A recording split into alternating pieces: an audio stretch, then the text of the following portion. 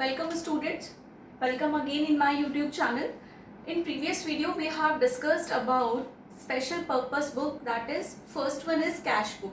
Okay, so all transactions that are related to cash that we will record in cash book, right? So we know कि because of the large scale of business it's very difficult to manage whole transaction in one single book, right? So journal is divided in special journals, that is called special purpose books. So yes, previous video we have discussed about cash book, and today we are going to read about other books other than cash books. First we will talk about subsidiary books. I have told you कि subsidiary books और special purpose books both are same, right? So subsidiary books students देखो कौन कौन सी होती हैं. एक तो होती है परचेज बुक.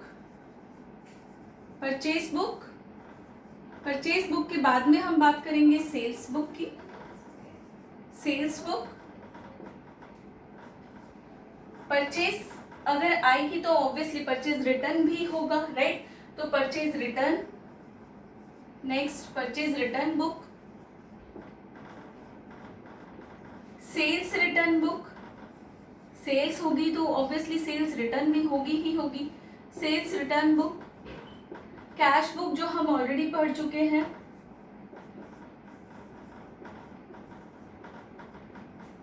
और जनरल प्रॉपर. कैश बुक में नहीं लिख रही हूँ because we have discussed about cash book, so I am writing journal proper here. ठीक है, so these are the subsidiary books, right? Purchase book, sales book, purchase return book, sales return book, journal proper. ठीक है, तो students आप लोग देखिएगा कि जो बिजनेस होता है, जब हम बिजनेस को करते हैं तो क्या क्या चीज़ों की क्या क्या होता है बिजनेस के अंदर. ठीक है, एक तो क्या किया जाता है इस बिजनेस के अंदर.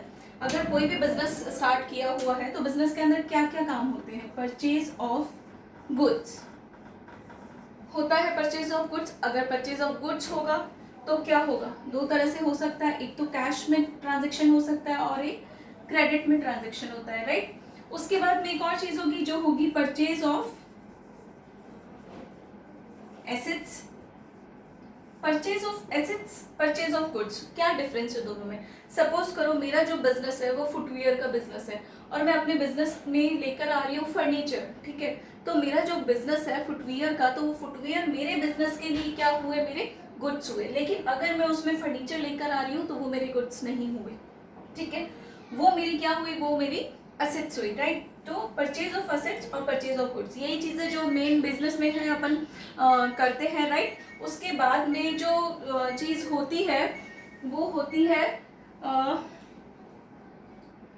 आपको जो ध्यान रखना है वो ये ध्यान में रखना है कि जो बिजनेस के अंदर अपन क्या चीज़ें इन्वॉल्व कर सकते हैं, क्या चीज़ें इन्वॉल्व कर सकते हैं. परचेज ऑफ गुड्स को बिजनेस में लिखना है. ठीक है, परचेज बुक में आपको कौन कौन सी चीज़ें लिखनी है, परचेज ऑफ गुड्स को लिखना है. लेकिन परचेज ऑफ एसेट्स को आपको इसमें इंक्लूड नहीं करना है, क्योंकि परचेज ऑफ बुक्स के अंदर हम कौन से ट्रांजेक्शन करेंगे जो कि परचेज ऑफ गुड्स से रिलेटेड होंगे, वही ट्रांजेक्शन बिजनेस के अंदर करेंगे. ठीक है, परचेज बुक के अंदर करेंगे. लेकिन एक चीज़ और इम्पॉर्टेंट जो आपको ध्यान देने वाली है वो ये कि परचेज ऑफ गुड्स तो आप कर रहे हो बिजनेस के अंदर, उसके ट्रांजेक्शन भी आप इसके अंदर इंक्लूड कर रहे हो. लेकिन कौन से ट्रांजेक्शन जो है आप इसके अंदर इंक्लूड करोगे, कौन से ट्रांजेक्शन इंक्लूड करोगे, कैश ट्रांजेक्शन इंक्लूड करोगे या क्रेडिट ट्रांजेक्शन इंक्लूड करोगे. वेरी गुड, कौन से ट्रांजेक्शन इंक्लूड करेंगे, क्रेडिट ट्रांजेक्शन. और अगेन जो कैश ट्रांजेक्शन है उसको परचेज बुक में नहीं लिखना है. क्यों नहीं लिखना है, क्योंकि जो कैश ट्रांजेक्शन है we have already discussed about cash book कि जो भी कैश ट्रांजेक्शन हुए वो कहाँ पे लिखे जाएंगे, कैश बुक के अंदर लिखे जाएंगे. ठीक है, तो परचेज बुक्स में क्या क्या चीज़ें आपको इंक्लूड करनी है. तो परचेज ऑफ गुड्स इंक्लूड करना है. कौन सा परचेज ऑफ गुड, जो क्रेडिट ट्रांजेक्शन हुई है. ठीक है, परचेज ऑफ एसेट्स को इसमें इंक्लूड नहीं करना है. सेम चीज़ आती है सेल्स के साथ में. ठीक है, यानी सेल्स भी देखो कौन से तरह की हो सकती है. सेल्स ऑफ गुड्स हो सकता है बिजनेस के अंदर, सेल्स ऑफ गुड्स, और किस तरीके से, कैश में भी गुड्स से हो सकता है और क्रेडिट में भी हो सकता है, राइट? और सेल ऑफ असेट्स भी हो सकती है. तो सेम जो परचेज बुक के रूल्स है वही सेल्स बुक के अंदर भी रूल्स अप्लाई होंगे. कौन से रूल्स अप्लाई होंगे कि जो कैश ट्रांजेक्शन है वो सेल्स बुक में नहीं लिखनी है, सिर्फ क्रेडिट ट्रांजेक्शन लिखनी है. सेल्स ऑफ असेट्स जो है वो अपने को नहीं इंक्लूड करनी है सेल्स बुक में. ठीक है, सिर्फ सेल्स ऑफ गुड्स को ही इंक्लूड करना है। कौन से गुड्स को? सेल्स ऑफ गुड्स, और कौन से गुड्स हैं जो क्रेडिट है, ठीक है। अब हम बात करते हैं परचेज रिटर्न की, तो इसमें सिर्फ और सिर्फ रिटर्न्स लिखेंगे, रिटर्न ओनली। जो परचेज रिटर्न हुआ है सिर्फ वही लिखेंगे। Again cash transaction will not be include in this purchase return book, ठीक है। तो अगेन सिर्फ रिटर्न्स लिखेंगे। कौन सी returns? Purchase returns purchase return book में, ठीक है। फिर हम आते हैं सेल्स रिटर्न बुक की तरफ। सेल्स रिटर्न में भी सिर्फ रिटर्न्स लिखेंगे। कौन से रिटर्न्स? सेल्स रिटर्न्स, ठीक है। कैश ट्रांजेक्शन इसमें भी इंक्लूड नहीं करेंगे, ठीक है। अब आप बोलोगे कि कैश ट्रांजेक्शन इंक्लूड नहीं कर रहे, परचेज ऑफ असेट्स इंक्लूड नहीं कर रहे, तो अभी मैंने आपको बताया कैश ट्रांजेक्शन्स तो कहाँ चले गए? कैश बुक में चले गए। अब ये जो परचेज ऑफ असेट्स के ट्रांजेक्शन है या इसके अलावा जो ट्रांजेक्शन्स बच गए हैं उनको किस में अपन इंक्लूड करेंगे? उनको इंक्लूड करेंगे जनरल प्रॉपर में। यानी जो ट्रांजेक्शन्स हमने इसमें इंक्लूड नहीं किए, जो कैश बुक में इंक्लूड नहीं किए, उनको कहाँ पे इंक्लूड करना है? उनको इंक्लूड करना है जनरल प्रॉपर में। इतना आया समझ में? फॉर एग्जाम्पल आप ये कह सकते हैं, फर्स्ट नंबर में यहाँ पे डाल देती हूँ, तो जनरल प्रॉपर में हम क्या लिख सकते हैं? परचेज ऑफ असेट्स को हम जनरल प्रॉपर में लिख सकते हैं, ठीक है। सेल्स ऑफ असेट्स को हम जनरल प्रॉपर में लिख सकते हैं। और भी जो ट्रांजेक्शन्स आप देख लीजिएगा जो इन बुक्स में नहीं आ रहे, कैश बुक में नहीं आ रहे, वो कौन से ट्रांजेक्शन में जाएंगे? जनरल प्रॉपर में जाएंगे। उसके लिए एक सिंपल जनरल बुक बनेगी, ठीक है। जो जनरल बुक हम बना चुके हैं, ऑलरेडी सीख चुके हैं हम जनरल बनाना। तो होप आपको इतना समझ में आया। आज मैं आप लोगों के लिए स्टूडेंट्स 2 क्वेश्चन लेकर आई हूँ बेस्ड ऑन परचेज बुक और sales book. So today we are going to do these questions, so be conscious please. ध्यान से आप इन क्वेश्चंस को देखिएगा, दीज आर वेरी इंपॉर्टेंट।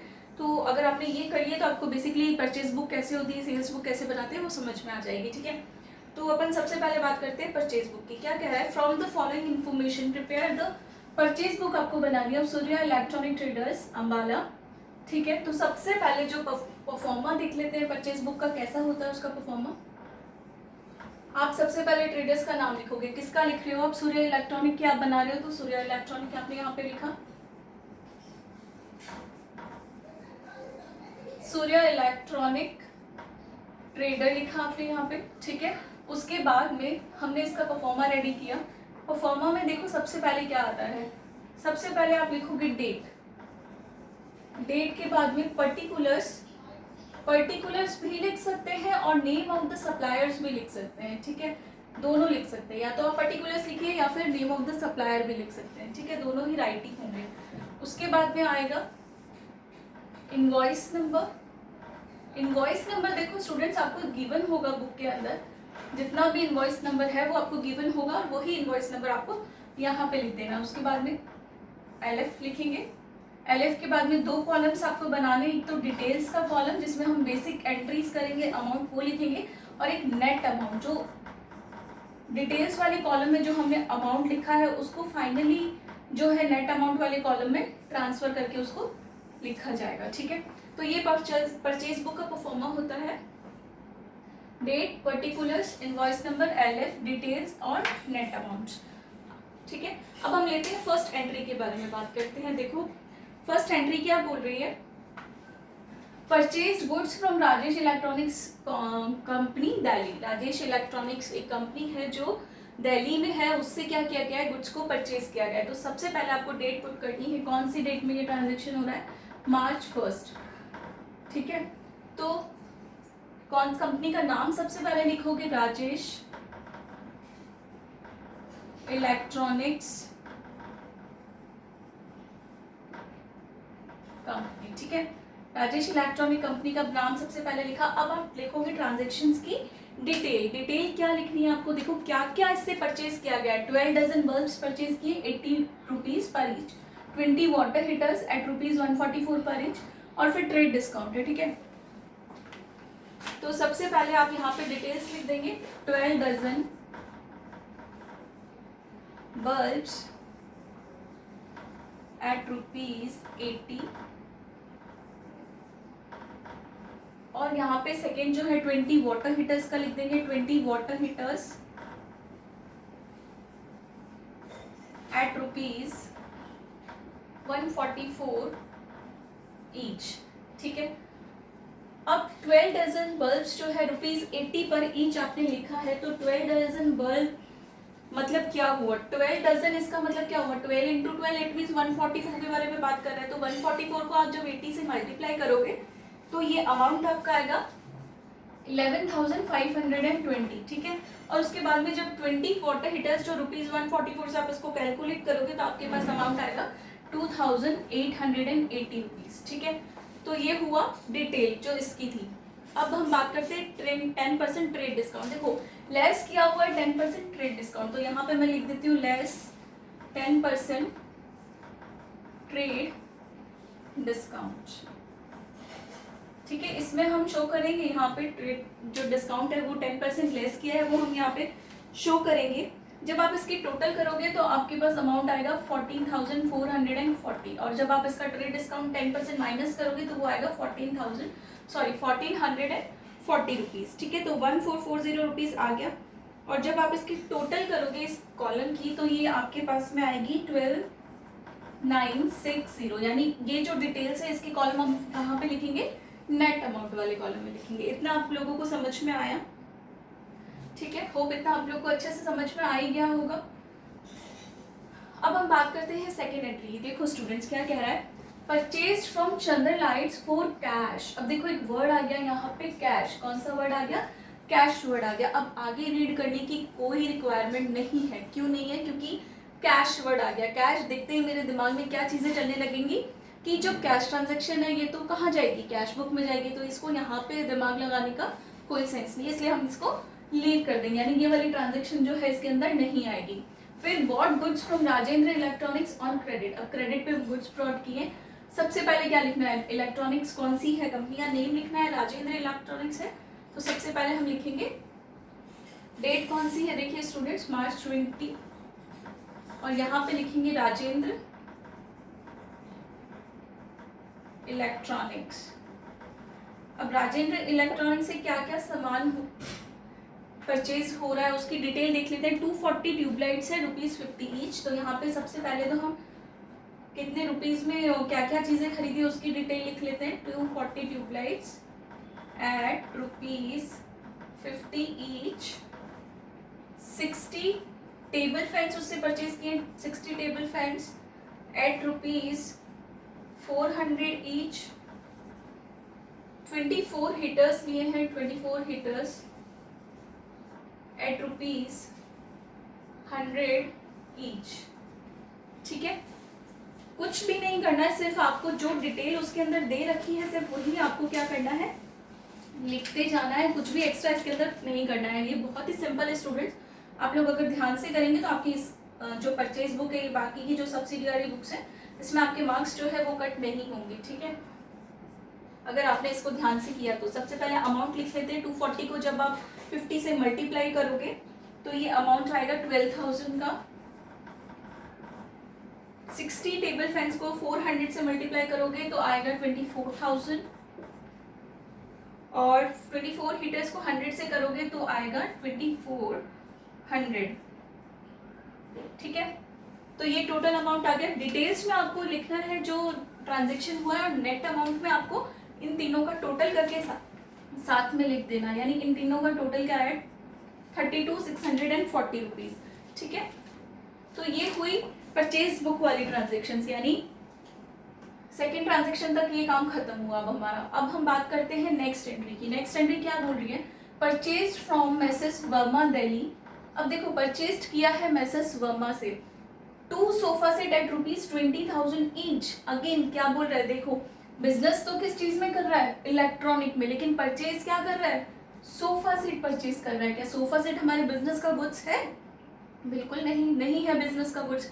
क्या है सोफा सेट्स, बिजनेस की एसेट्स है, ठीक है। तो जो एसेट्स होती है उसको कहाँ पे लिखते हैं अपन परचेज बुक पे, उसको बिल्कुल परचेज बुक में एंट्री उसकी नहीं करेंगे, वो कहाँ जाएगी, जनरल प्रॉपर के अंदर जाएंगी। यानी ये वाली जो एंट्री है इसको भी इसमें लिखने की कोई रिक्वायरमेंट नहीं है, यानी ये जो परचेज बुक है ये हमारी बन गई, पूरी तरह से रेडी हो गई, ठीक है। तो अब आप इसका टोटल लगा सकते हैं। जब आप नेट अमाउंट का टोटल करेंगे तो आएगा 45,600।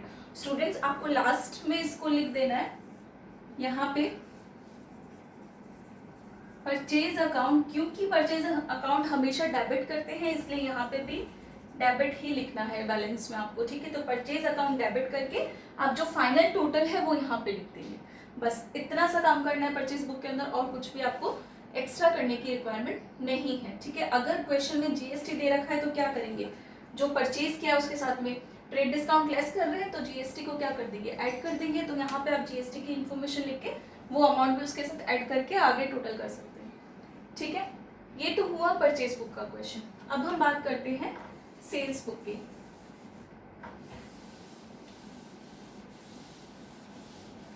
देखिए स्टूडेंट्स, सेल्स बुक का भी परफॉर्मेंस जो है वो सेम ही रहता है परचेज बुक की जैसे। जैसे मैंने आपको अभी बताया कि जो पर्टिकुलर्स था उसमें आपने नेम ऑफ द सप्लायर्स लिखा था, ठीक है। तो सेल्स बुक में हम लोग क्या कर सकते हैं स्टूडेंट्स, हम पर्टिकुलर्स में क्या आएगा, नेम ऑफ द कस्टमर आएगा, क्योंकि सेल्स बुक हम बना रहे हैं तो उसमें क्या आएगा, नेम ऑफ द कस्टमर आएगा। और जो परचेज बुक है उसके अंदर क्या आएगा, name of the supplier, right. आया समझ में आपको। अब देखो सेल्स बुक का क्वेश्चन क्या कह रहा है, शीश महल फर्नीचर हाउस की सेल्स बुक आपको बनानी है। तो मुझे ये नाम भी यहाँ से हटाना पड़ेगा। तो क्या नाम लिख दूं मैं यहाँ पे, शीश महल फर्नीचर हाउस, ठीक है। शीश महल फर्नीचर हाउस की मेरे को यहाँ पे सेल्स बुक बनानी है। फैब फर्स्ट में क्या ट्रांजेक्शन हुई है, sold goods to Vishal furniture, Vishal furniture को गुड्स सोल्ड किए गए हैं, ठीक है। तो मैं यहाँ पे फैब फर्स्ट फैब को लिख देती हूँ, विशाल फर्नीचर, ठीक है। विशाल फर्नीचर सबसे पहले आप कंपनी के बारे में लिखेंगे, उसके बारे में आप बाद में आप जो है उसकी डिटेल्स लिखना स्टार्ट करेंगे। तो सबसे पहले आपको जो है कंपनी के बारे में इंफॉर्मेशन प्रोवाइड करवानी है। तो विशाल फर्नीचर के बारे में बात कर रहे हैं तो क्या है, क्या कर रहा है विशाल फर्नीचर, से सेल किया है उसको 14 अलमीराज। तो अब आप डिटेल लिखना स्टार्ट करेंगे, 14 अलमीराज एट ₹2000 ईच, ठीक है। 14 अलमीराज ₹2000 ईच। और क्या परचेज किया है, 4 सोफा सेट्स, सोफा सेट अब इसमें इंक्लूड करेंगे क्योंकि हमारा फर्नीचर का ही काम है। तो फर्नीचर क्या काम है, तो ये क्या गुड्स ही हुए हमारे लिए, ठीक है। तो 4 सोफा सेट्स एट ₹5250 ईच, ठीक है। और फिर ट्रेड डिस्काउंट दे रखा है, ट्रेड डिस्काउंट 15%, ठीक है। अब आपको इसको कैलकुलेट करके लिखना है, 14 अलमीराज को जब आप 2000 से मल्टीप्लाई करेंगे तो ये आएगा आपका 28,000, यानी डिटेल वाले कॉलम में आपको लिखना है 28,000। 4 सोफा सेट को 5250 से मल्टीप्लाई करेंगे तो आएगा 21,000, ठीक है। और इसका जो टोटल आएगा वो आएगा 49,000। जब आप 49,000 के टोटल में से ट्रेड डिस्काउंट जो है आपका 15% वो निकालोगे तो वो 15% आएगा आपका 7,350। और जब ट्रेड डिस्काउंट को 49,000 में से माइनस किया जाएगा, जो आपका अमाउंट आएगा वो आप कहाँ लिखोगे, नेट अमाउंट में लिखोगे 41,650। इतना है आप लोग को समझ में। अब देखो नेक्स्ट ट्रांजेक्शन क्या कह रहा है, Feb 12 sold on credit to Neelam machinery store. अब देखो फर्नीचर का काम है लेकिन किसको सेल किया जा रहा है, मशीनरी स्टोर को सेल किया जा रहा है। तो ये हमारे इसके अंदर आएगा, बिल्कुल नहीं, इसको नहीं इंक्लूड करेंगे क्योंकि ये मशीनरी और टाइपराइटर से रिलेटेड चीज़ें हैं, उसको लिखने की कोई रिक्वायरमेंट नहीं क्योंकि ये क्या है, सेल ऑफ असेट्स। तो इस वाले ट्रांजेक्शन को हम इसमें इंक्लूड नहीं करेंगे। फिर देखो क्या बोल रहा है, sold goods to Prem furniture house, Feb 15 को गुड्स सेल किए गए हैं, यानी यहाँ पे मैं Feb 15 लिख देती हूँ। और कौन सा है, प्रेम फर्नीचर हाउस है, तो मैं यहाँ पे प्रेम फर्नीचर हाउस लिख देती हूँ। सबसे पहले कंपनी का नेम लिखना है आपको, प्रेम फर्नीचर हाउस, राइट। अब आप इसके बारे में जो है डिटेल्स प्रोवाइड करवा सकते हैं, जैसे 60 चेयर्स हैं, 60 चेयर्स एट ₹420 ईच, यानी और लास्ट में दे रखा है लेस 5% ट्रेड डिस्काउंट, ठीक है। तो कैलकुलेट कर लीजिए 60 चेयर्स को जब आप 420 से मल्टीप्लाई करोगे तो ये आएगा 25,200। और जब इसका 5% जो है ट्रेड डिस्काउंट आप माइनस करोगे तो आपके पास अमाउंट आएगा 1260 रुपीज़, ठीक है। इसको आप माइनस करके जो नेट अमाउंट आएगा उसको बाहर लिख सकते हो 23,940। और फाइनली जब आप इसकी टोटल करोगे नेट अमाउंट की तो ये आपके पास आएगी 65,590 रुपीज़, ठीक है। अभी हमने जो परचेज बुक करी थी उसमें हमने नीचे क्या लिखा था, परचेज डेबिट, ठीक है। परचेज अकाउंट को हमने क्या लिखा था, डेबिट लिखा था। तो अभी हम क्या बना रहे हैं, सेल्स अकाउंट बना रहे हैं। तो यहाँ पे हम क्या करेंगे, सेल्स अकाउंट लिखेंगे। और आप लोगों को पता है कि सेल्स अकाउंट हमेशा क्या होता है, क्रेडिट होता है। तो यहाँ पे क्या लिख देंगे आगे, क्रेडिट्स, यानी सेल्स अकाउंट क्रेडिट हो जाएगा कितने रुपीज से, 65,590 रुपीज से, ठीक है। समझ में आया, सारी की सारी परचेज जो ट्रांजेक्शन थी वो परचेज बुक में चलेगी, सारी की सारी सेल्स वाली ट्रांजेक्शन थी वो किस में चलेगी, सेल्स बुक में चलेगी। इतना आया सबको समझ में। तो ये परचेज बुक और सेल्स बुक से रिलेटेड क्वेश्चन था, ये फिनिश हो गया है। नेक्स्ट वीडियो में मैं आपको बताऊंगी परचेज रिटर्न बुक से रिलेटेड एक क्वेश्चन और एक सेल्स रिटर्न से रिलेटेड क्वेश्चन, ठीक है। तो नेक्स्ट वीडियो में हम उसको कवर करेंगे। आज के लिए बस इतना काफ़ी है। और आप आज इसको प्लीज़ करिएगा क्वेश्चन को ज़रूर, ताकि आपको एक बार क्लियर हो जाएगा। लॉकडाउन चल रहा है, बहुत अच्छी अपॉर्चुनिटी है स्टूडेंट्स आप लोगों के लिए पढ़ने के लिए। तो please don't waste your time, stay home and please be safe, और क्वेश्चंस को आप करते रहिएगा। Thank you so much for watching.